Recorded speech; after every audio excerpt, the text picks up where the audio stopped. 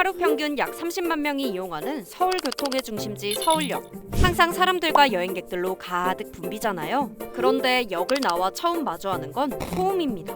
지하철에서 내려 지상으로 올라갈 때부터 이런 음악이 들려오고요. 광장에 들어서면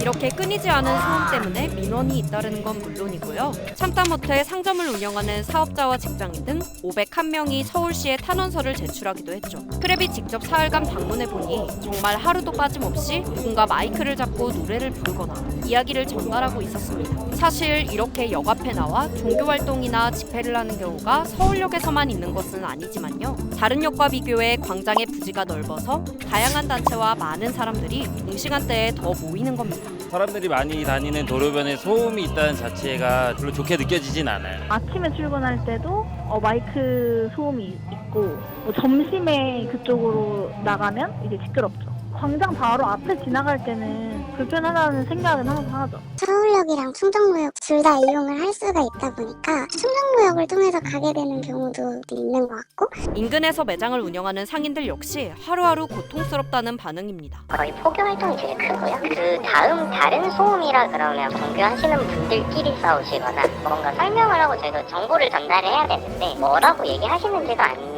들리고 고객님들이 이해를 못하실 때도 좀 있으시고, 문을 열어놓고 싶은데 문을 좀 닫아야 덜 하니까 음악을 트는데도 사실 음악 소리는 안 들리지 꽤 오래됐고요. 그렇다면 이들은 대체 왜 서울역 앞을 선택한 걸까요? 노숙자분들 대상으로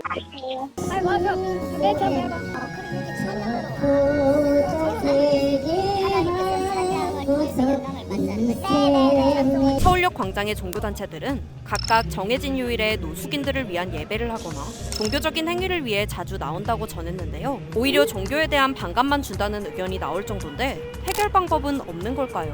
집회 및 시위에 관한 법률 시행령에 따르면 확성기 등 소음의 기준이 정해져 있죠. 서울역은 낮 시간대 집회할 때 10분간 평균 소음값을 의미하는 등가 소음도가 70 이하여야 하고요.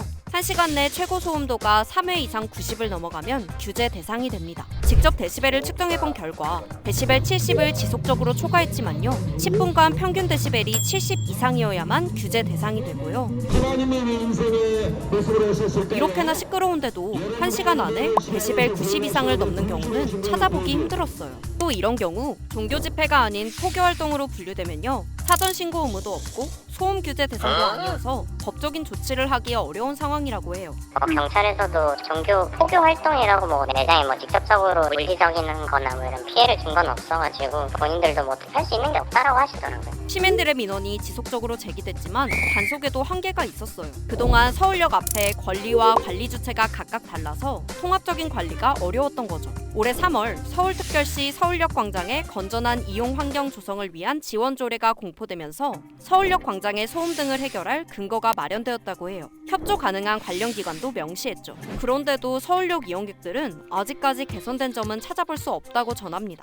변한 건 없고요. 오히려 날씨가 조금 선선해지면 더 심해지지 더 사그라들거나 완화되지는 않았다고 생각을 하거든요. 전혀 체감하지 못했습니다.